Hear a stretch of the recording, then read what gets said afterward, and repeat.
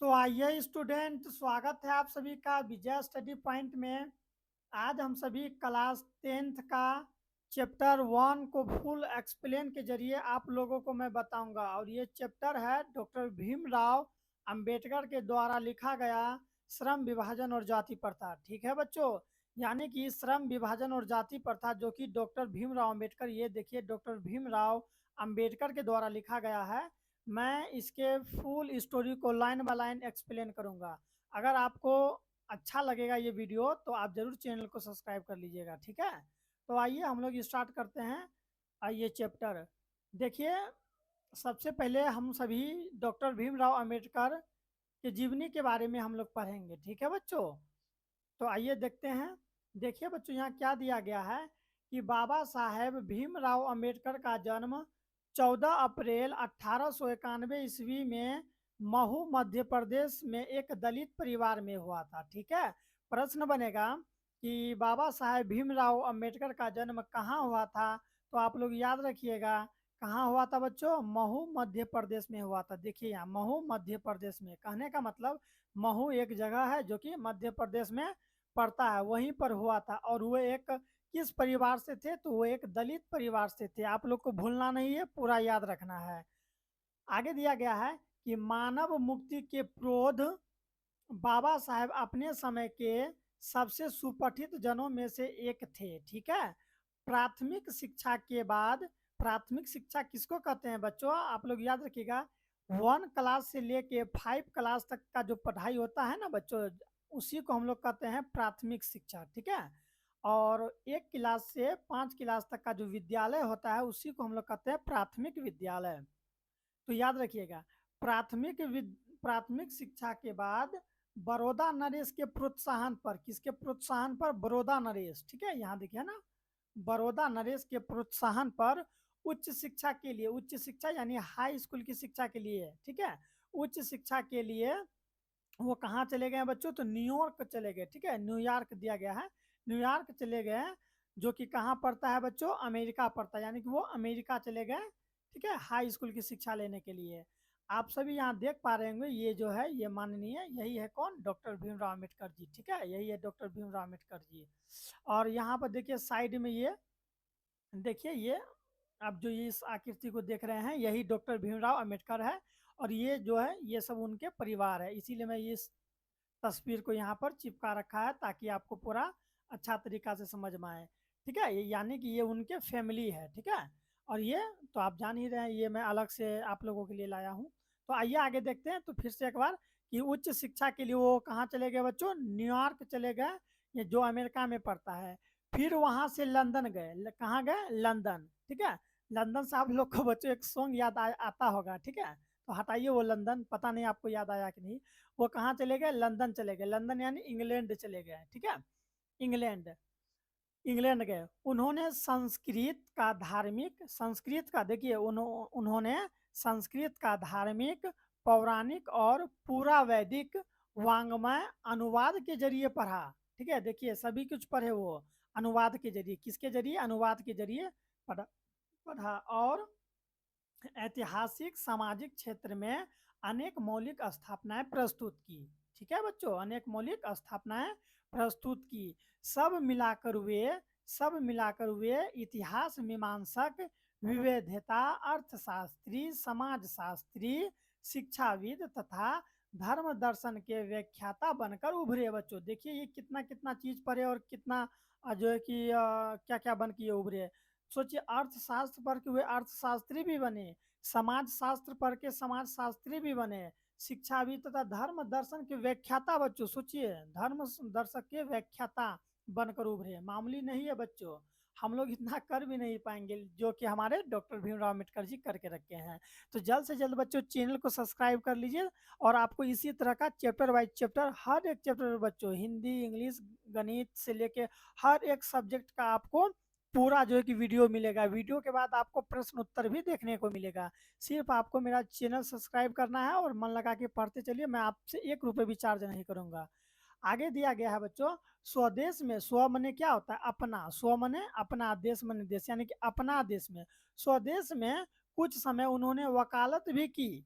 अपने देश में बच्चों वो, अगर परदेश रहता तो दूसरा देश, यहाँ तो स्वदेश है। स्वदेश में उन्होंने क्या किया बच्चों, वकालत की पढ़ाई की। वकालत की पढ़ाई, ये चित्र में देखिए, ये आपको नहीं लग रहा है बच्चों कि ये वकील की तरह वस्त्र पहना हुआ है, यानी कपड़ा पहना हुआ है, इसीलिए इन्होंने वकालत भी किया।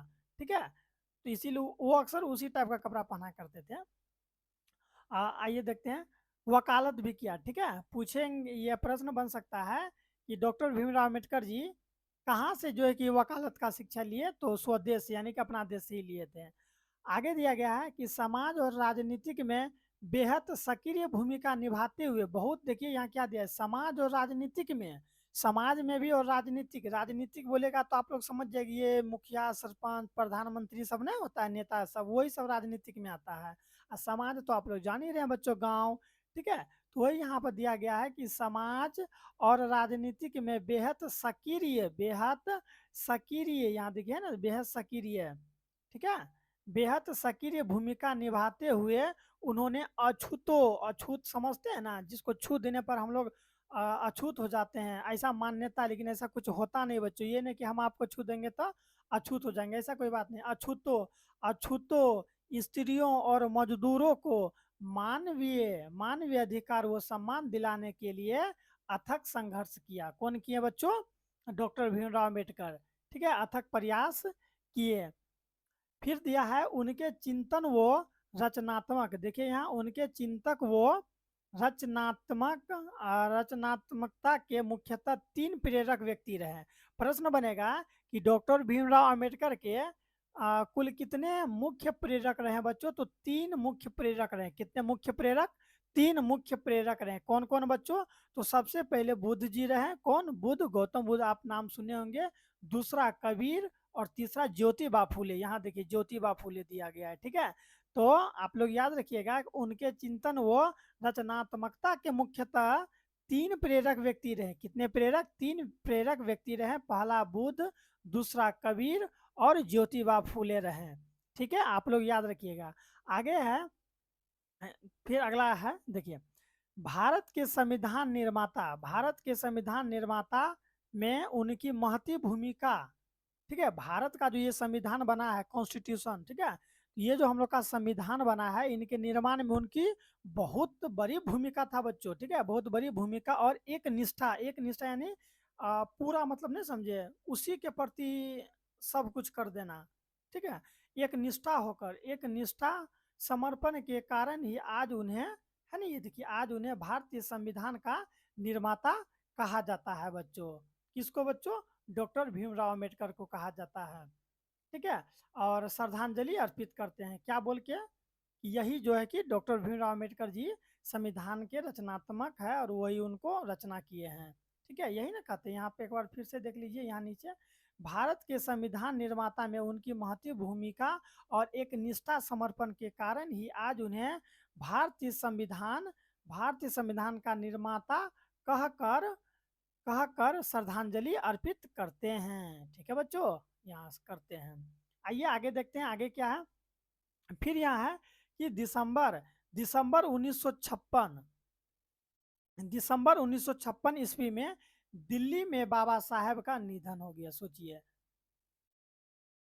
ठीक है, ये सब सुन के दुख होता है बच्चों कि अगर ये रहते ना, तो अभी पता नहीं और कितना कुछ ये कर देते हम लोगों के लिए। तो यहाँ वही दिया गया, प्रश्न बनेगा आप लोग का बोर्ड एग्जाम में कि डॉक्टर भीमराव अम्बेडकर का मृत्यु कब और कहाँ हुआ था। तो आप लोग याद रखिएगा कि 1956 ईस्वी में दिल्ली में हुआ था बच्चों। कहाँ पर, ये है ना, 1956 ईस्वी में दिल्ली में बाबा साहेब का क्या हो गया बच्चों, तो निधन हो गया। आइए आगे देखते हैं हम लोग, रुक जाइए एक मिनट, चलिए थोड़ा सा आगे कर ले इसको। हाँ, अब अगला टॉपिक स्टार्ट होता है, लेकिन अभी हम उन्हीं के बारे में, अभी हम जीवनी पढ़ रहे हैं बच्चों। ठीक है, आप क्या कीजिए, पूरा तरीका से पढ़िए। अगर आप पूरा तरीका से पढ़िएगा तो आपको पूरा समझ में आएगा। कहने का मतलब, आप जो है ना, पहले जीवनी पढ़ लीजिए। जीवनी जब समझ में आ जाएगा, तब आपको क्या करना है, इसके स्टोरी को पढ़ना है। तब आपको बहुत ही अच्छा लगेगा। नहीं तो आप डायरेक्ट अगर वो स्टोरी पढ़ना शुरू कर देते हैं तो कहीं न कहीं फिर ये सब नहीं पढ़िएगा तो दिक्कत हो जाएगा, और ज़्यादातर प्रश्न यहीं से पूछा जाता है ऑब्जेक्टिव में। मैं ऑब्जेक्टिव का बात कर रहा हूँ, ऑब्जेक्टिव का ज़्यादातर प्रश्न यहीं से बनेगा, ठीक है? कि उनका मृत्यु कब हुआ, जन्म कब हुआ, कहाँ हुआ, कौन-सा गाँव में हुआ, मृत्यु किस स्थान पर हुआ, ठीक है? यही सब प्रश्न पूछते हैं, और उनका जो है कि रचना क्या-क्या है, कहानी क्या-क्या है, यही सब चीज़ प्रश्न बनता है, ये सब चीज़ ऑब्जेक्टिव में। ठीक है? तो इसीलिए आप लोग शांतिचित्त बैठ जाइए आराम से और देखते चलिए। लेकिन मैं आपको एक चीज़ और सजेस्ट करना चाहूँगा कि अगर आपको ये देखना पसंद नहीं है, तो मैं ये नहीं कहूँगा कि आप सब देखिए। अगर आपको ये माने उसका जीवनी नहीं पढ़ना है, तो वीडियो स्किप कर लीजिए आप 5-5 सेकंड करके, वीडियो स्किप कर लीजिए और आप केवल स्टोरी पढ़ लीजिए। आपको जो अच्छा लगता है वही पढ़िए, मैं आपको हर कुछ पढ़ाऊँगा। ठीक है? आइए आगे देखिए। आगे है कि बाबा साहेब ने अनेक पुस्तकें लिखी। क्या बाबा साहेब ने अनेक पुस्तकें लिखी? कौन बच्चों? बाबा साहेब यानी कि भीमराव अम्बेडकर जी अनेक पुस्तकें लिखी। उनकी प्रमुख रचनाएं रचनाएं एवं भाषण है। ठीक है, देखिए वहां पर दिया गया है कि उनकी प्रमुख रचनाएं एवं भाषण है। The castes in India, the castes in India, फिर है their mechanism, genesis and development, the untouchables who are they, फिर है हु आर शुद्राज, बुद्धिज्म एवं कम्युनिज्म, फिर है बुद्धा एंड हिज धम्मा। ये सब चीज जो है ना बच्चों उनकी प्रमुख रचनाएं एवं भाषण है।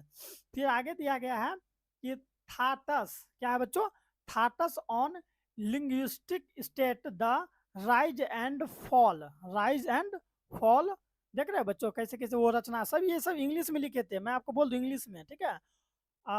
Fall of the Hindu women, annihilation of caste आदि, ये सभी के सभी उनकी रचना और भाषण थे बच्चों। कुछ आगे दिया गया है कि हिंदी में उनकी, देखिए हाँ बच्चों लाइन इधर उधर होता है, हिंदी में उनका हिंदी में उनका संपूर्ण वांग्मय भारत सरकार के कल्याण मंत्रालय से बाबा साहेब अम्बेडकर संपूर्ण वांग्मय नाम से 21 खंडों में प्रकाशित हो चुका था। कितने खंडों में प्रकाशित हो चुका था बच्चों? 21 खंडों में प्रकाशित हो चुका था। ठीक है? प्रश्न बनेगा कि डॉक्टर भीमराव अंबेडकर यानी कि बाबा साहेब अंबेडकर संपूर्ण वांग्मय नाम से कितने खंडों में प्रकाशित हो चुके थे? तो 21 खंडे में इनके इनके जो वांग्मय था 21 खंडों में प्रकाशित हो गया था। कितने खंडों में? 21 खंडों में। अब देखिए इसके नीचे जो ये सब दिया गया है, ये सब उतना इम्पोर्टेंट नहीं है, लेकिन केवल रीडिंग दे दीजिए, उसके बाद हम लोग इसके जो है कि स्टोरी पर चलेंगे। ठीक है? इनके द्वारा जो भी लिखा गया है हम उस पर चलेंगे। केवल आइए देख लेते हैं। यहाँ प्रस्तुत पाठ बाबा साहेब के विख्यात भाषण एनिहिलेशन ऑफ कास्टस के ललई सिंह यादव द्वारा किए गए हिंदी रूपांतर। ठीक है, यानी कि अभी जो हम लोग पढ़ेंगे श्रम विभाजन और जाति प्रथा, ये एनिहिलेशन ऑफ कास्ट से लिया गया है। ठीक है, एनिहिलेशन ऑफ कास्ट जो कि डॉक्टर भीमराव अम्बेडकर का भाषण था। एनिहिलेशन ऑफ कास्टस के ललई सिंह यादव द्वारा किए गए हिंदी रूपांतरण यानी उसका हिंदी रूपांतरण जाति भेद का उच्छेद से किंचित संपादन के साथ लिया गया है। यह भाषण जाति पाति यानी ये जो भाषण अभी जो आगे हम लोग पढ़ेंगे श्रम विभाजन वाला, उसी के बारे में यहाँ बता रहा है। यह भाषण जाति पाति तोरक मंडल जो कि लाहौर में सम्मेलन हुआ था, ठीक है, तोरक मंडल सन 1936 ईस्वी के अध्यक्ष भाषण के रूप में तैयार किया गया था। ठीक है, याद रखिएगा, तैयार किया गया था किसके द्वारा? तो डॉक्टर भीमराव अम्बेडकर के द्वारा। परंतु इसकी क्रांतिकारी दृष्टि से आयोजकों की पूर्णतः सहमति न बन सकने के कारण सम्मेलन स्थगित हो गया। सम्मेलन क्या हो गया? स्थगित हो गया, कैंसिल हो गया। ठीक है, स्थगित हो गया। आगे दिया गया है और यह गढ़ा न जा सका। बाद में बाबा साहेब ने इसे स्वतंत्र पुस्तिका का रूप दिया। प्रस्तुत आलेख में वे भारतीय समाज में श्रम विभाजन के नाम से मध्ययुगीन अवशिष्ट संस्कारों के रूप में बरकरार जाति प्रथा का मानवीयता, नैसर्गिक न्याय एवं सामाजिक सद्भाव की दृष्टि से विचार करते हैं। जाति प्रथा के विषमता पूर्वक सामाजिक, ठीक है बच्चों, सामाजिक सामाजिक आधारों, रूढ़ पूर्वग्रहों और लोकतंत्र के लिए उसकी अस्वास्थ्यकर प्रकृति पर भी यहाँ तक संभ्रांत विविधता का दृष्टिकोण उभर सका है। भारतीय लोकतंत्र में भावी भावी नागरिकों के लिए यह आलेख अत्यंत शिक्षाप्रद है, यानी कि हम लोग के लिए, खासकर भारतीयों के लिए, भारतीय लोकतंत्र के भावी नागरिकों के लिए जो है यह आलेख अत्यंत शिक्षाप्रद है। ऐसा डॉक्टर भीमराव अम्बेडकर क्यों कह रहे हैं कि ये बहुत ही शिक्षाप्रद है, और किसके लिए? भारतीय लोकतंत्र भावी के लिए, यानी हम लोगों के लिए, जो भी हम लोग भारत में रह रहे हैं। क्योंकि भारत में ही जो है बच्चों जाति प्रथा ज्यादा देखने को मिलता है। मैं अभी जब आपको चैप्टर वाइज एक्सप्लेन करूंगा लाइन बाय लाइन, तो आपको पूरा समझ में आ जाएगा कि क्यों आखिर डॉक्टर भीमराव अम्बेडकर जी ऐसा बोल रहे हैं कि ये सब चीज भारत के लिए शिक्षाप्रद है। क्योंकि भारत में ही जाति पाति ज्यादा देखने को मिलता है। नहीं देखे हैं आप लोग आपस में जो कहता है हम तो यादव हैं, हम राजपूत हैं, हम तो सिंह हैं, तो ये जाति पाति भारत में ज्यादा देखने को मिलता है, ऐसा डॉक्टर भीमराव अम्बेडकर कह रहे हैं। और ये बिल्कुल सत्य भी कह रहे हैं, आप लोग भी देखे होंगे कि जाति पाति हम लोग का भारत में बहुत होता है, लेकिन अदर कंट्रीज में जाइए ऐसा बिल्कुल नहीं होता है। ठीक है बच्चों, तो अभी तक हमने उनके जीवनी को पढ़ा, अब उनके द्वारा लिखा गया, ठीक है, उनके द्वारा लिखा गया श्रम विभाजन और जाति प्रथा के बारे में बच्चों हम लोग पूरा एक्सप्लेन करके लाइन बाय लाइन हम लोग पढ़ेंगे। ठीक है, अगर आप लोग को ये अच्छा लग रहा है तो प्लीज मेरा चैनल को बच्चों आप लोग सब्सक्राइब कर दीजिए, लाइक भी कीजिए और कमेंट भी कीजिए। अगर कहीं पर भी दिक्कत है ना बच्चों, तो डिस्क्रिप्शन में मेरा नंबर भी दिया गया है, और उस नंबर पर आप हमको कॉन्टेक्ट भी कर सकते हैं। ठीक है, और मैं आपको एक चीज क्लियर कर दूं बच्चों, ऐसा प्रश्न कई बार एग्जाम में पूछता है कि श्रम विभाजन और जाति प्रथा पाठ की कौन सी विधा है, यानी ये है क्या? कहानी है कि ये नाटक है कि साक्षात्कार है कि व्यक्ति चित्र है कि शिक्षा शास्त्र है? तो मैं आपको बता दूं कि श्रम विभाजन और जाति प्रथा एक निबंध है। श्रम विभाजन और जाति प्रथा बच्चों क्या है? एक निबंध है। क्या है? निबंध। ठीक है, मैं इससे पहले आपको बोल रहा था कि स्टोरी पढ़ाऊंगा, स्टोरी, ताकि आपको हर एक लाइन समझ में आ सके। ठीक है, ये मत कहिएगा कि सर बोले थे स्टोरी है, यानी ये स्टोरी कहानी, ये कहानी नहीं है, ये निबंध है। ठीक है, याद रखिएगा ये क्या है? निबंध है। ठीक है, तो आइए हम लोग स्टार्ट करते हैं। तो डॉक्टर भीमराव अम्बेडकर जी कहते हैं कि यह विडंबना की बात है कि इस युग में भी जातिवाद के पोषकों की कमी नहीं है। इसके पोषक कई आधारों पर इसका समर्थन करते हैं। यानी कि लेखक का कहना है कि ये विडंबना की बात है, यह दुख की बात है कि इस युग में भी, आज के जमाना में, जिस टाइम में सब कुछ इतना डेवलप कर चुका है, इंसान तो इंसान, सारा समाज, सारा गांव इतना डेवलप कर चुका है, ठीक है बच्चों, डेवलप कर चुका है, इस युग में भी जातिवाद के पोषकों की कमी नहीं है। यानी कि जातिवाद को लेकर चलने वाले जातिवाद को पालने वाले की कमी नहीं है। आज भी बहुत सारे ऐसे लोग हैं जो कि जातिवाद के आधार पर ही इंसान का तुलना करते हैं और जातिवाद को ही अपना सर्वश्रेष्ठ मानते हैं और उसी को लेके चलते हैं। तो यही लेखक कहते हैं कि यह विडंबना की बात है कि इस युग में भी जातिवाद के पोषकों की कमी नहीं है।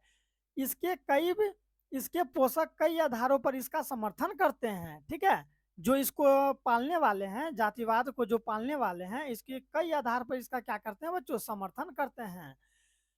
समर्थन समर्थन का एक आधार यह कहा जाता है कि आधुनिक सभ्य समाज कार्य कुशलता के लिए श्रम विभाजन को आवश्यक मानता है।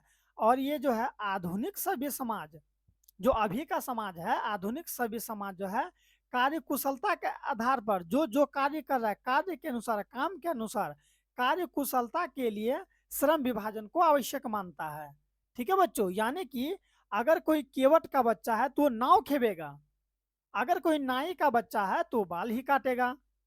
ठीक है, यानी कि जो जो काम कर रहा है उसी के आधार पर उसका विभाजन कर दिया गया है।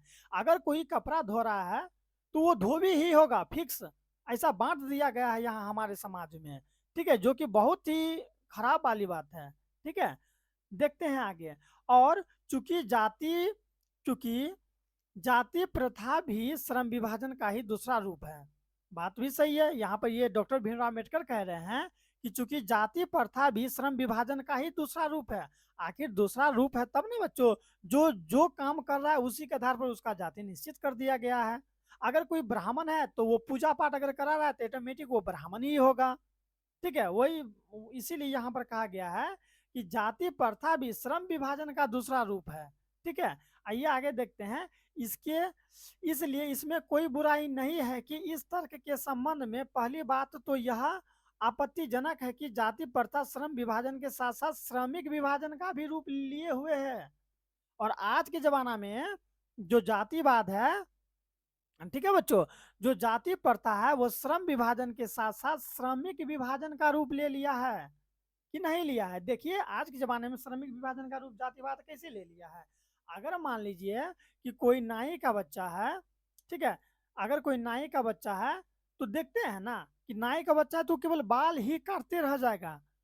अगर कोई लकड़ी उकड़ी, अगर किसी के पिताजी लकड़ी उकड़ी का काम कर रहे हैं, ठीक है बच्चों, तो उनका बेटा भी क्या करेगा, लकड़ी वाला ही काम करेगा। अगर किसी के पिताजी नाव चला के अपना घर द्वार चलाते हैं तो उसका बच्चा भी अब क्या करने लगेगा, नाव चलाने ही लगता है। अगर किसी के पिताजी पंडिताई करके जो है कि बच्चे अपना घर का खर्च चलाते हैं, अपना सारा जीवन यापन करते हैं, तो उनका जो वंशज है, आने वाले जो उनका लड़का सब है, वो लोग भी पंडिताइन ही करके जो है कि क्या करेगा, पूजा पाठ करा के ही अपना घर चलाएगा। वही यहाँ कहा गया है कि जाति प्रथा, ठीक है, जाति प्रथा श्रम विभाजन के साथ साथ, श्रम विभाजन के साथ साथ श्रमिक विभाजन का भी रूप ले लिया है और वो वही काम करने लगा है। ठीक है बच्चों, बच्चों मैं आपको एक्सप्लेन करने के लिए मैं थोड़ा सा जो कि ग्रामीण शब्द का प्रयोग करूंगा, क्योंकि आप लोग कहीं ना कहीं ग्राम गांव से ज्यादा होंगे। ठीक है, तो आप लोग समझने का प्रयास कीजिएगा। मैं गांव वाला शब्द का प्रयोग ज्यादा करूंगा इस खासकर इस अध्याय में, इसलिए बच्चों क्योंकि अक्सर जाति प्रथा जो है ये गांव में देखने को ज्यादा मिलता है। हालांकि शहर में सभी कोई डेवलप है तो वहां पर उतना देखने को नहीं मिलता है। इसीलिए मैं क्या करूंगा, गांव गांव के अकॉर्डिंग मैं लेके चलूंगा और ज्यादातर गांव वाला शब्द का प्रयोग ज्यादा करूंगा, क्योंकि इस चैप्टर में, ठीक है, दलित समाज, निम्न समाज के बारे में दिया गया है। इसीलिए मैं अगर वैसा वर्ड का प्रयोग करूं तो आपको ज्यादा समझ में आएगा। ठीक है, इसीलिए समझने का प्रयास कीजिएगा। कहीं भी दिक्कत है तो आप हमको कमेंट कीजिए, नहीं तो डिस्क्रिप्शन में मेरा फोन नंबर दिया गया, आप हमसे कांटेक्ट कर सकते हैं। फ्री में इसका प्रश्न उत्तर चाहिए, ठीक है, तो आप हमको व्हाट्सएप पर हाई भेजिए, मैं आपको प्रश्न उत्तर का टोटल पीडीएफ भेज दूंगा, वो भी फ्री निःशुल्क बच्चों। आइए देखते हैं आगे। तो वही यहाँ पर बोले है धीरे धीरे किसका रूप ले लिया है, श्रमिक विभाजन का रूप ले लिया है, श्रमिक विभाजन का रूप ले लिया है। आइए देखते हैं, यहाँ कहा गया है कि श्रम विभाजन निश्चित ही सभ्य समाज की आवश्यकता है। श्रम विभाजन समाज की आवश्यकता है, परंतु किसी भी सभ्य समाज में श्रम विभाजन की व्यवस्था श्रमिक के विभिन्न वर्गों में अस्वाभाविक विभाजन नहीं करती है। याद रखिएगा, अस्वाभाविक विभाजन नहीं करती है। भारत की जाति प्रथा की एक और विशेषता यह है कि यह श्रमिक का अस्वाभाविक विभाजन ही नहीं करती, बल्कि विभाजित वर्गों को एक दूसरे की अपेक्षा ऊंचे नीचे भी करार दिखाता है कि नहीं दिखाता है। अभी देख लीजिए, अगर कोई उच्च जाति का व्यक्ति है, अगर वो काम कर रहा है तो अगर निम्न व्यक्ति को वो हमेशा तुच्छ समझता है, छोटा समझता है। और कई बार क्या होता है, जो निम्न समाज के व्यक्ति है वो अगर उसके समक्ष में कोई बड़ा व्यक्ति आ जाए, बड़ा कहने का मतलब जात में बड़ा अगर आ जाए, तो उसको जो है ना गलानी फील होने लगता है, बारे ये सब है, अब हम कैसे क्या करें। अभी भी बच्चों, चूंकि मैं भी एक गांव से हूं, मैं आपको इस चैप्टर में समझाने का प्रयास करूंगा कि अभी भी ऐसा कई बार हम खुद अपनी आंखों से देखे हैं बच्चों कि अगर कहीं बड़े बड़े जो है ना उच्च जाति का, जैसे कि ब्राह्मण हो गया, राजपूत हो गया, ये सब उच्च जाति में जब क्या होता है, शादी विवाह या किसी भी तरह का फंक्शन होता है, तो वहाँ नीचे समाज का व्यक्ति जैसे SC ST हो गए, ठीक है बच्चों, ये सब अगर वहाँ चले जाते हैं ना, तो मैं वहाँ देखा हूँ काफी वो डरा डरा महसूस करते हैं बच्चों। क्यों, वो ये सोचते हैं कि वो उच्च जाति के व्यक्ति हैं, अगर हमको वहां भगा दिया, उठा दिया तो बहुत बेइज्जती वाली बात है, ऐसा सोचते हैं। मैं अभी भी देखा हूँ बच्चों। और मैं आपको एक थोड़ा सा मैं एक्सप्लेन करूँ, मैं कुछ दिन पहले ही बच्चों शादी अटेंड करने गया था, तो वहां पर मैंने देखा एक दलित समाज की एक महिला थी, सारा कोई जो है कि जो ना शादी ब्याह में जो भोज भात खाता है बच्चों, तो सारा टेबल पर बैठ के खा रहा था, लेकिन वहां पर जो एक महिला थी बच्चों, वो एक साइड में बैठ के, जो टेंट के पीछे नहीं होता वहां पर वो खा रही थी। हमको इतना वहां पर अफसोस हुआ कि मैं आपको क्या बोलूं। लेकिन इसका बेस्ट रीजन क्या है, चूंकि वो निम्न समाज की थी, तो उसको हिजिटेशन हो रहा था कि अगर मैं वहां खाऊं तो मुझे हो सकता है भगा दे। ठीक है, आप भी कभी ना कभी जरूर देखे होंगे, और इस चैप्टर के माध्यम से यही सब चीज बताना है बच्चों, ताकि कल हो कि आप कितना भी बड़ा बन जाइए, कभी भी बड़ छोट या उच्च जाति निम्न जाति नहीं करेंगे। ठीक है, मैं भी आपको कहता हूँ, उच्च जाति निम्न जाति तुच्छ समाज नहीं करना है आप लोग को भी। ठीक है, क्योंकि डॉक्टर भीमराव अम्बेडकर भी यही बात कह रहे हैं, और वो भी एक दलित समाज से थे, तो वो ये सब चीज को हैंडल किए हुए हैं, कष्ट को झेले हुए हैं, तो वो इस चीज के बारे में क्यों नहीं बताएंगे?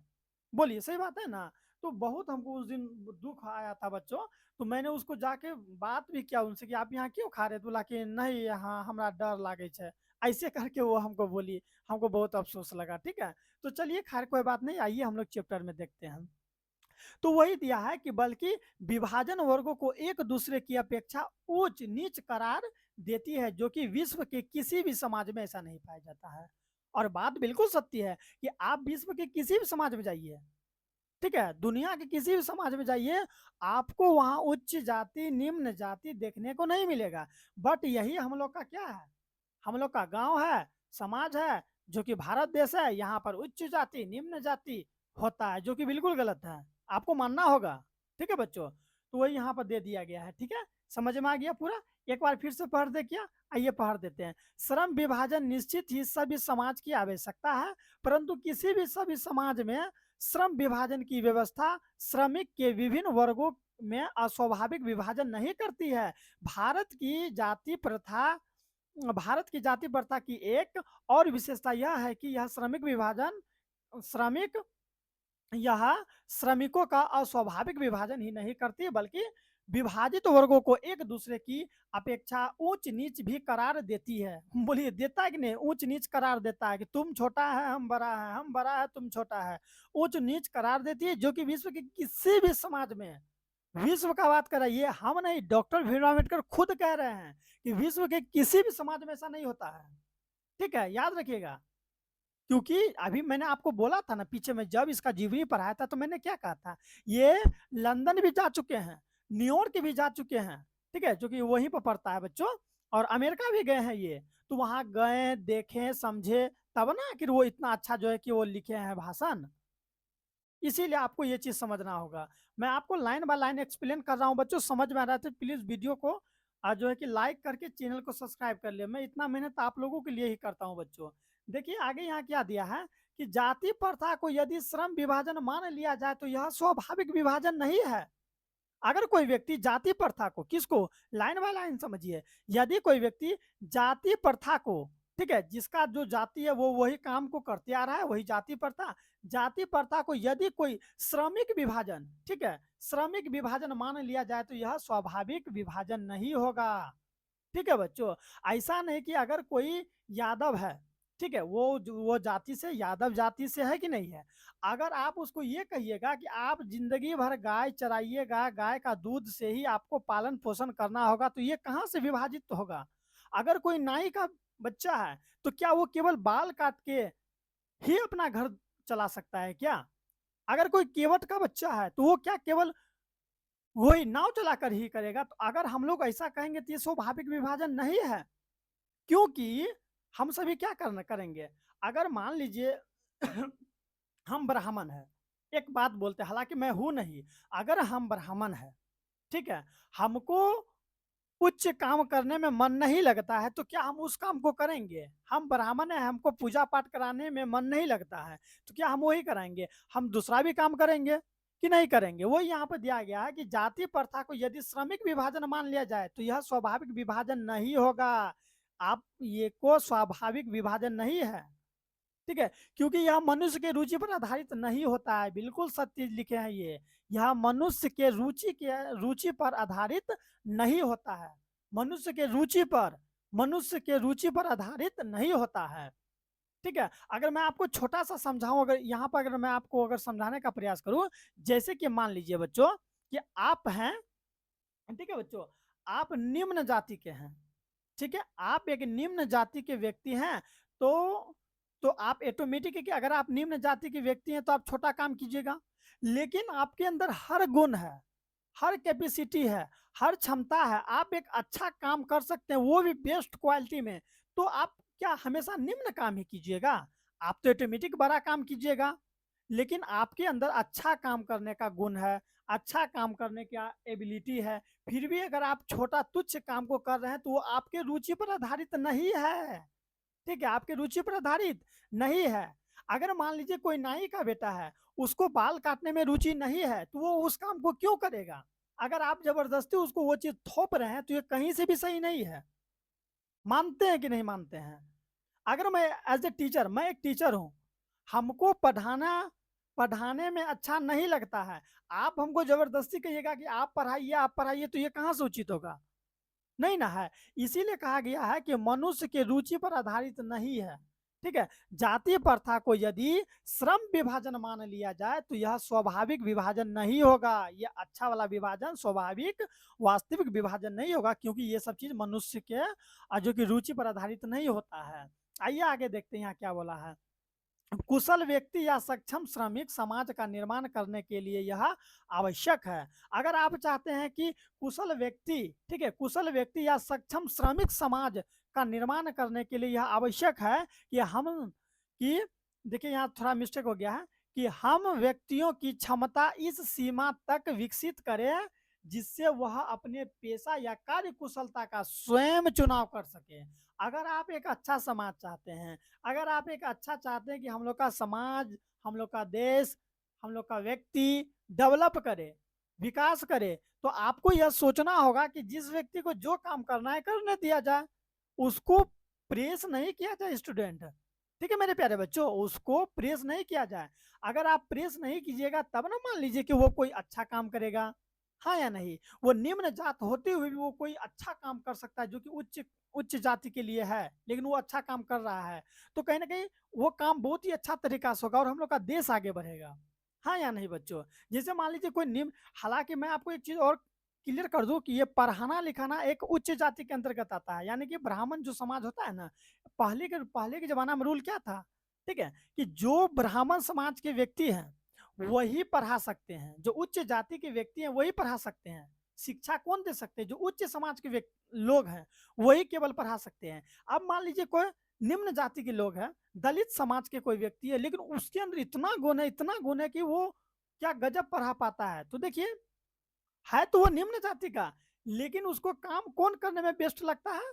उच्च जाति वाला काम करने में उसको बेस्ट लगता है, तो वो क्यों नहीं करेगा? अगर वो ऐसे करेगा, वो है निम्न जाति का, अगर वो, समझिएगा ध्यान से बच्चा, कि अगर वो निम्न जाति का है, अगर वो किसी को पढ़ा रहा है, निम्न जाति होते हुए भी अगर वो किसी को पढ़ा रहा है और वो क्या गजब पढ़ा रहा है, उसका पढ़ाया गया हर एक स्टूडेंट हमेशा अच्छा अंक से पास करता है, तो बोलिए उसको पढ़ाना चाहिए कि नहीं चाहिए? बिल्कुल पढ़ाना चाहिए।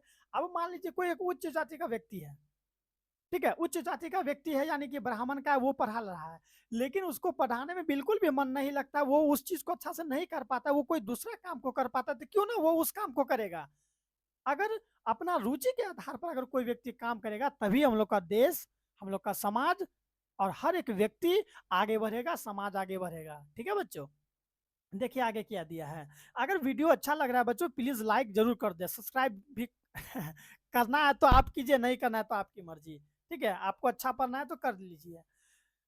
चुनाव स्वयं कर सके, आगे दिया है, इस सिद्धांत के विपरीत जाति प्रथा, इस सिद्धांत के विपरीत जाति प्रथा का दूसरी सिद्धांत यह है कि इससे मनुष्य के प्रशिक्षण अथवा उसकी निजी क्षमता का विचार किए बिना दूसरे की दृष्टि, जैसे कि माता पिता के सामाजिक स्तर के अनुसार पहले ही, अर्थात गर्भधारण के समय ही मनुष्य उसकी पेशा निर्धारित कर दिया जाता है। देखिए छी छी कितना शर्म की बात है, आजकल के मनुष्य, अगर मैं इसके अनुसार अगर मैं बात करूं, डॉक्टर भीमराव अम्बेडकर के कही गई बातों को अगर मैं एक्सप्लेन करूं तो मुझे खुद शर्म आता है ऐसा चीज को एक्सप्लेन करने में, पूछे क्यों?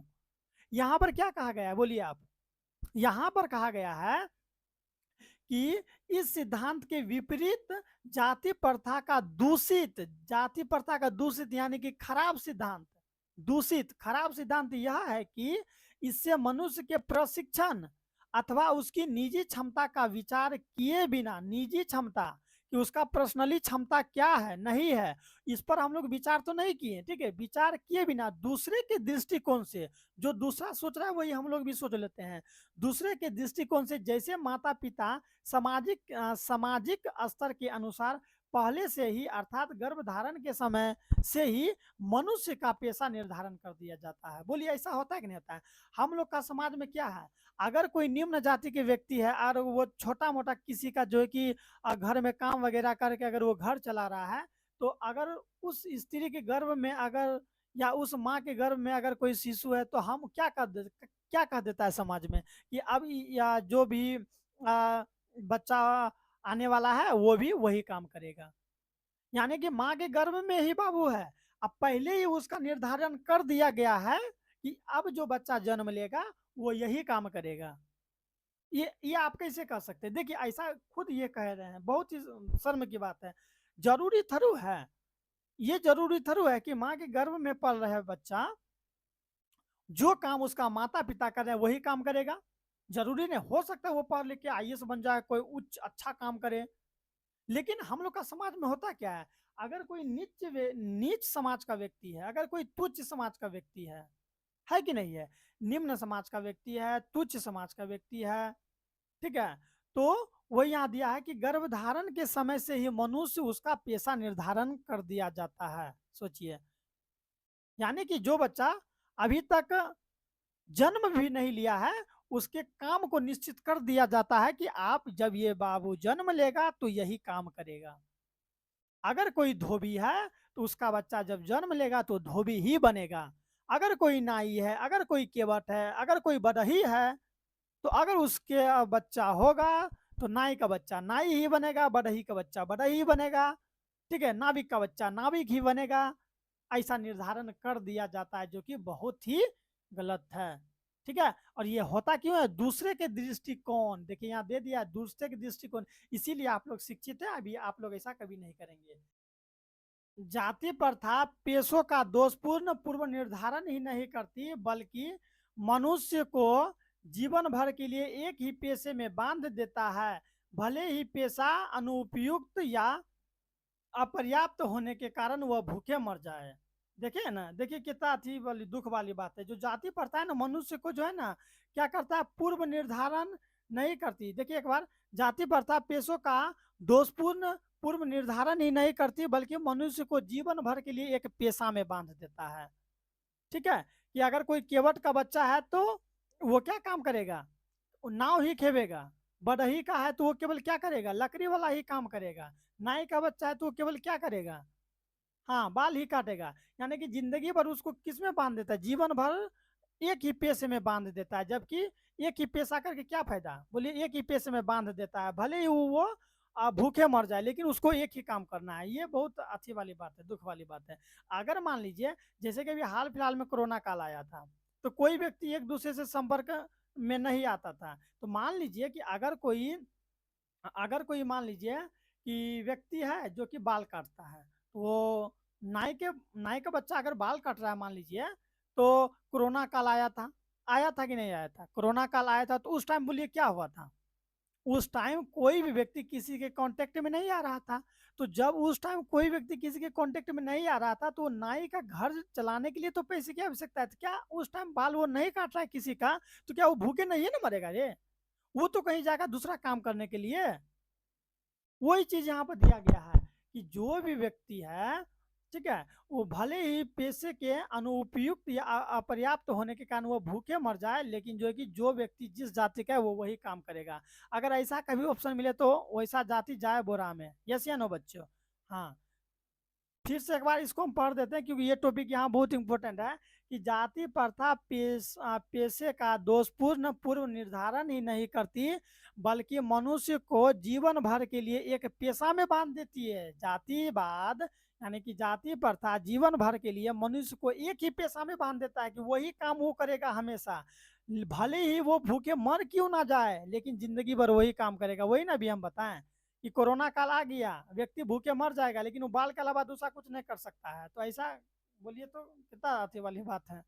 आगे दिया गया है कि आधुनिक युग में यह आधुनिक युग में यह स्थिति प्राय आती है और अभी के ज़माना में भी यह स्थिति प्राय आती है, क्योंकि उद्योग धंधे की प्रक्रिया उद्योग धंधे की प्रक्रिया वो तकनीक में निरंतर विकास और कभी कभी अकस्मात परिवर्तन हो जाता है। अकस्मात यानी अचानक परिवर्तन हो जाता है, जिसके कारण मनुष्य को अपना पेशा बदलने की आवश्यकता पड़ सकती है।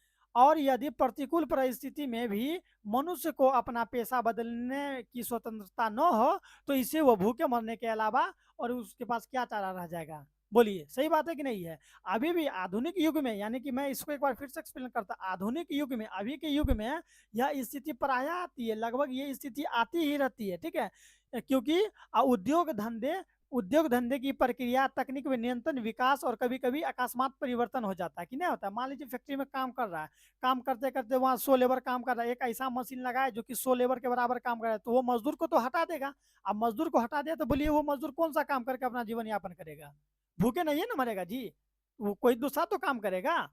या मान लो कोई फैक्ट्री में काम कर रहा है, अचानक वो फैक्ट्री बंद हो गया, 2000 1000 लेबर उसमें काम कर रहा है, अब वो लेबर जाएगा कहाँ?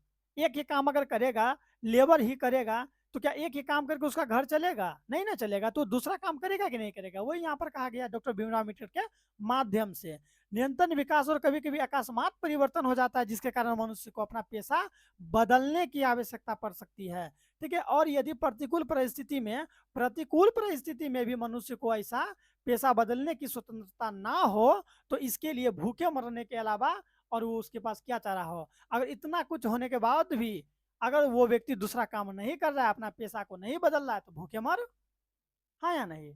वही चीज है। इसीलिए पेशा बदलना है जीने के लिए, ये जातिवाद नहीं देखना है। आइए आगे देखते हैं, बहुत ही अच्छा डॉक्टर भीमराव अम्बेडकर जी लिखे हैं, मैं इससे बहुत ही सहमत हूँ। आगे कहा गया है कि हिंदू धर्म की जाति प्रथा किसी भी व्यक्ति को ऐसा पेशा चुनने की अनुमति नहीं देती है। हम लोग जो हिंदू धर्म से हैं, हिंदू धर्म की जो जाति प्रथा है, ठीक है, जाति प्रथा किसी भी व्यक्ति को ऐसा पेशा चुनने की अनुमति नहीं देता है। आगे है, जो उसका व्यक्तित्व पेशा न हो, भले ही वह उसमें प्रांगत हो, इस प्रकार पेशा परिवर्तन की अनुमति न देकर जाति प्रथा भारत में बेरोजगारी का एक प्रमुख तथा अप्रत्यक्ष सॉरी जाति प्रथा का एक प्रमुख तथा प्रत्यक्ष कारण बन चुकी है। और हिंदू धर्म में बाबू एक ऐसा रूल बन गया है कि जो जिस जाति का है वो वही जाति का काम करेगा, अपना पिताजी जो काम कर रहा है उसका वही काम करेगा। अनुमति, हम लोग का हिंदू धर्म में अनुमति नहीं दे रहा है कि वो दूसरा काम करेगा। इससे बाबू यहाँ बेरोजगारी बेरोजगारी का एक प्रमुख कारण बन चुका है, ठीक है? अगर कोई व्यक्ति फैक्ट्री में काम कर रहा है तो फैक्ट्री में ही कर, चाहे बेरोजगारी कितनों आ जाए, फैक्ट्री में ही करना है। क्यों करेंगे? देखिए वहां वही ना दिया गया, देखिए फिर से समझिए आप लोग, जो उसका पितृत्व मतलब पिताजी जो काम करते आ रहे हैं, जो उसका पितृत्व पेशा न होकर भले ही वह उसमें प्रांगत हो, उसमें वो अच्छा काम कर पाता है, ठीक है, कर पाता है। इस प्रकार पेशा परिवर्तन की अनुमति नहीं देकर पेशा परिवर्तन नहीं कर सकता है, ठीक है? भले वो दूसरा काम एक्सपर्ट हो, भले वो फैक्ट्री में काम कर रहा है, लेकिन वो कोई दूसरा काम में एक्सपर्ट है, लेकिन वो कर नहीं सकता है। वो यहाँ दिया, अनुमति न देकर जाति प्रथा भारत की बेरोजगारी का एक प्रमुख कारण बन गया है, एक मुख्य कारण बन गया है, ठीक है, प्रत्यक्ष कारण बन चुका है। इससे बेरोजगारी आ रही है कि नहीं आ रही है? आ रहा है, बिल्कुल आ रहा है। आप लोग बहुत अच्छे हैं, मन लगा के पढ़ रहे हैं, अच्छा से वीडियो को देखिए बाबू, कहीं पर भी दिक्कत है तो आप हमसे कांटेक्ट कीजिए। इस प्रकार हम देखते हैं कि श्रम विभाजन की दृष्टि से भी जाति प्रथा गंभीर दोष से युक्त है, गंभीर दोष से युक्त है, श्रम विभाजन से भी दोष से युक्त है। जाति प्रथा का श्रम विभाजन मनुष्य की स्वेच्छा पर निर्भर नहीं करता है। क्या दिया गया? जाति प्रथा जो है, जाति प्रथा का श्रम विभाजन मनुष्य की स्वेच्छा पर निर्भर नहीं करता है। मनुष्य की व्यक्तिगत भावना तथा व्यक्तिगत रुचि का इसमें कोई स्थान अथवा महत्व नहीं रहता है। इस आधार पर हम यह हमें स्वीकार करना पड़ेगा कि आज की उद्योगों में गरीबी और उत्पीड़न इतनी बड़ी समस्या नहीं है आज के ज़माना में, जितनी यह कि बहुत से लोग निर्धारित कार्य को अरुचि के साथ केवल विश्वासतावश करते हैं। देखिए आज के ज़माना में ठीक है। आज के ज़माना में गरीबी उतना बड़ी टेंशन वाली बात नहीं है, पीड़ा वाली बात नहीं है। आज के ज़माने में गरीबी और उत्पीड़न जो है, गरीबी और उत्पीड़न इतनी बड़ी समस्या नहीं है जितना आज के ज़माना में जितनी आज के ज़माना में जो है कि लोग अरुचि के हिसाब से काम कर रहे हैं। गरीबी उतना बड़ी समस्या नहीं है, जितना बड़ी समस्या ये है कि आज के ज़माना में भी लोग अपना अरुचि के हिसाब से, यानी रुचि नहीं है फिर भी वो उस काम को कर रहे हैं। अब विवश है काम करने पर, ठीक है, वो यहाँ दिया है व्यवस्था, ठीक है, व्यवस्था वश करते हैं, मजबूरी में वो काम करते हैं। हालांकि वो काम करना नहीं चाहते फिर भी। देखते हैं आगे क्या दिया गया है। ऐसी स्थिति स्वभावतः संभवतः होना चाहिए। ऐसी स्थिति संभवतः मनुष्य को दुर्भावना से ग्रस्त रहकर टालू काम करने और कम काम करने के लिए प्रेरित करती है। ठीक है, कम काम करने के लिए प्रेरित करती है, बिल्कुल कम काम करने के लिए प्रेरित करेगा। अगर मान लीजिए आपको कोई काम करने में दिलचस्पी ही नहीं है तो ऑटोमेटिक आप उस काम को अच्छा तरीका से नहीं कीजिएगा, और बहुत करबो कीजिएगा तो टाल मटेल कीजिएगा कि नहीं कीजिएगा। हाँ, अभी जैसे कि आपको हम बोल दे, पढ़ाई छोड़ के बोल दे कि मम्मी जाओ जाके बर्तन मजो, जाओ जाके ये काम करो, तो मजा नहीं ना आएगा काम करने में जी। तो वही टालू करेंगे, मम्मी हम नहीं करेंगे काम, पापा हम ये काम नहीं करेंगे, हम लोग टालते हैं ना। वही चीज़ दिया गया, जिस काम को करने में हमको मन नहीं लगेगा उस काम को हम लोग टाल देते हैं। लेकिन वही काम अगर मम्मी लोग नहीं रहेगी तो बर्तन मोजना है, तो देखिए आप उस काम को कितना अच्छा से करते हैं, करेंगे, क्यों कीजिएगा उस काम को, क्योंकि अभी कोई ऑप्शन ही नहीं, तो आपको वो करना ही है। वही चीज़ है। तो जब आपको कोई चीज़, कोई भी काम करने में मन लगेगा तो आप उस चीज़ को अच्छा तरीका से कीजिएगा। अगर मन नहीं लगेगा तो टालू वाला काम कीजिएगा, टालिएगा काम को। ऐसी स्थिति में जहाँ काम करने वाले काम करने वालों का नो दिल लगता है, नो दिमाग लगता है, ना ही दिल लगेगा काम करने में, मन भी नहीं लगेगा काम करने में, मजबूरी में वो उस काम को करेगा हर एक व्यक्ति। ठीक है व्यक्ति, ओ ठीक है व्यक्ति नहीं, ठीक है बच्चों। हाँ, तो दिमाग कोई जो है कि कार्य कुशलता मतलब नहीं कर पाता है। आइए देखते हैं आगे कैसे प्राप्त की जा सकती है। ठीक है, कोई कुशलता कैसे प्राप्त की जा सकती है। अगर किसी काम को करने में आपको मन ही नहीं लगता है तो आप उस काम में कोई कैसे कुशलता प्राप्त कर सकते हैं, कोई माने कि वही काम को डेवलप करके अच्छा कैसे कर सकते हैं। अतः यह निर्विवाद रूप से सिद्ध हो जाती है कि आर्थिक पहलू से भी जाति प्रथा हानिकारक प्रथा है। आर्थिक पहलू जहां पर भी आ जाए तो समझ जाइएगा कि वहां पेमेंट से रिलेटेड, यानी कि पैसा से रिलेटेड बात हो रहा है। कभी भी आर्थिक अगर मिल जाए आप लोग को, बच्चों यहाँ देखिए मैं इसको कलर कर रहा हूँ, आर्थिक मिल जाए तो आप लोग को क्या समझना है कि वहां पैसा वाली बात है। ठीक है, तो अगर कोई व्यक्ति अपने रुचि के हिसाब से काम नहीं कर रहा है तो वो ऑटोमेटिक कम काम करेगा, और जब वो कम काम करेगा तो उसको उस हिसाब से पैसा नहीं मिलेगा, थोड़ा बहुत मिलेगा। वही यहाँ दिया है कि आर्थिक आर्थिक पहलू से भी, यानी कि पैसा तैसा, आर्थिक पहलू से भी जाति प्रथा हानिकारक प्रथा है। ठीक है, हर हाल में जाति प्रथा एक हानिकारक प्रथा है बच्चों। हानिकारक प्रथा है क्योंकि देखिए यहाँ क्या दिया, अब खत्म होने ही वाला है बच्चों, खत्म हो जाएगा बस ठीक है, इसीलिए देखिए आराम से। यह मनुष्य का स्वाभाविक प्रेरणा रुचिव आत्मशक्ति को दबाकर उन्हें अस्वाभाविक नियमों में जकड़ कर निष्क्रिय बना देता है। क्या, तो जाति प्रथा निष्क्रिय बना देता है। ठीक है, निष्क्रिय साइंस में पढ़ाएंगे आप लोग को, निष्क्रिय बना देता है।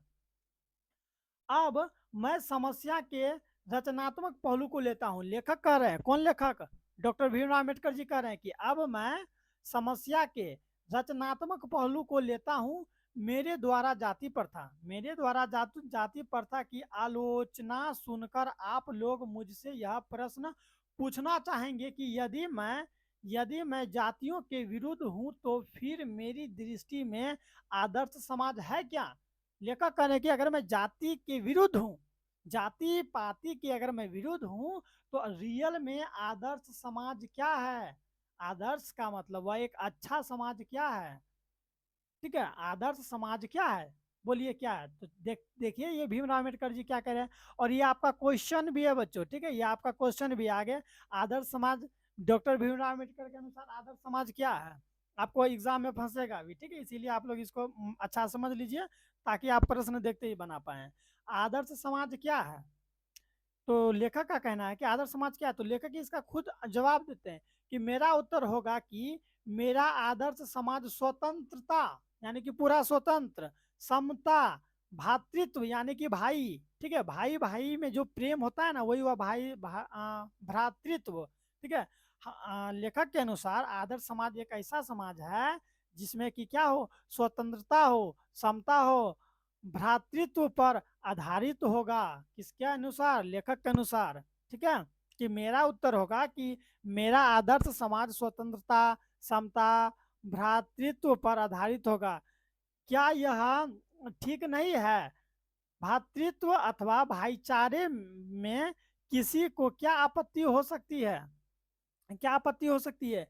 किसी भी आदर्श समाज में इतनी गतिशीलता होनी चाहिए जिससे कोई भी वांछित परिवर्तन समाज में एक छोर से दूसरे छोर तक संचारित हो सके। एक छोर से दूसरे छोर तक क्या हो सके बच्चे? संचारित हो सके, ठीक है। याद रखिएगा, आदर्श समाज एक ऐसा समाज है, अगर मैं आपको अगर समझाऊं तो आदर्श समाज एक ऐसा समाज होना चाहिए जहां पर हर व्यक्ति को स्वतंत्रता हो, समता हो, सब एक साथ रहेंगे, स्वतंत्र हो, जिसको जो काम करना है वो काम करेंगे, भाई भाई की तरह प्रेम बना के रहेंगे। अगर हमको किसी चीज में परेशानी है तो आपको दूर करना होगा, अगर आपको है तो हमें दूर करना होगा। इस तरह से प्रेम बनाकर चलना चाहिए, तो वो होता है एक आदर्श समाज लेखक के अनुसार, ठीक है। इसको मैं थोड़ा अपने शब्द में भी समझा दिया, ठीक है। एक छोर से दूसरे छोर तक संचारित हो सके। आगे अब खत्म हो जाएगा बच्चों, ठीक है। देखिए थोड़ा सा वीडियो अच्छा लग रहा है जल्दी से लाइक कर दीजिए, सब्सक्राइब कर दीजिए।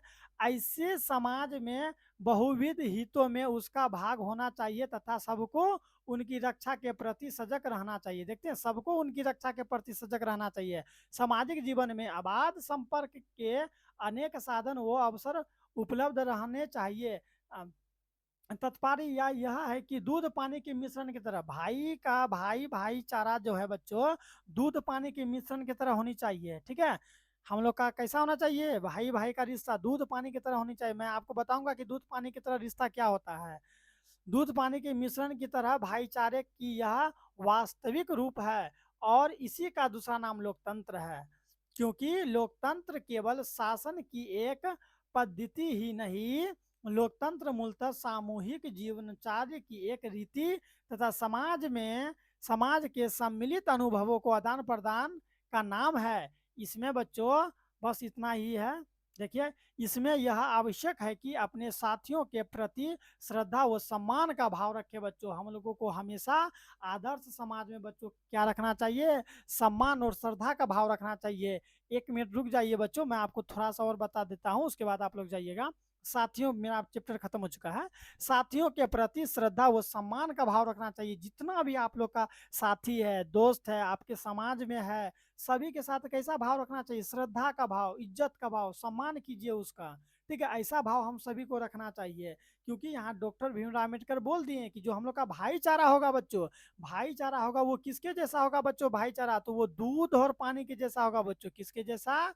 दूध और पानी के जैसा होगा हम लोग का भाईचारा। दूध और पानी के बीच का मैं कैसा रिश्ता होता है मैं आपको बताता हूँ।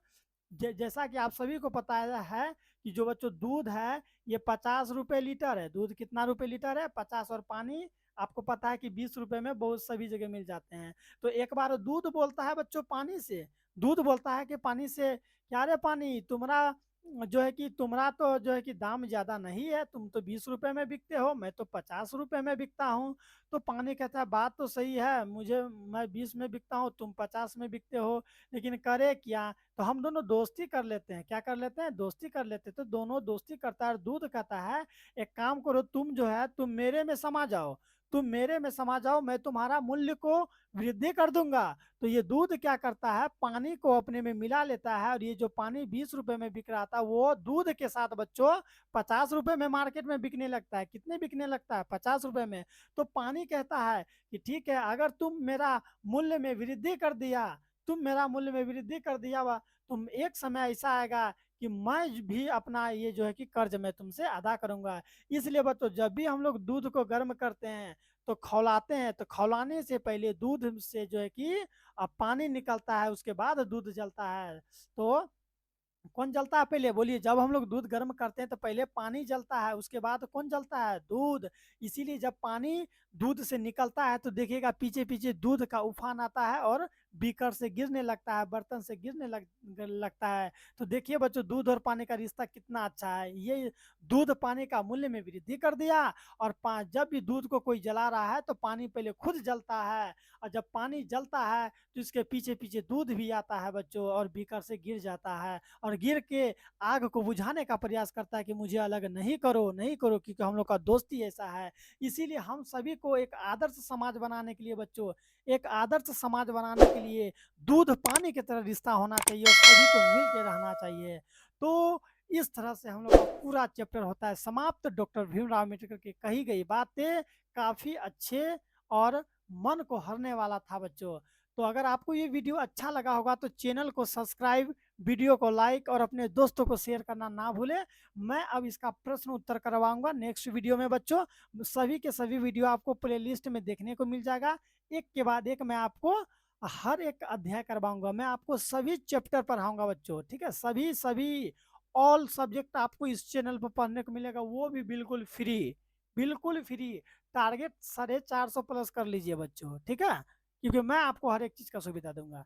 ठीक है, तो मिलते हैं नेक्स्ट वीडियो में।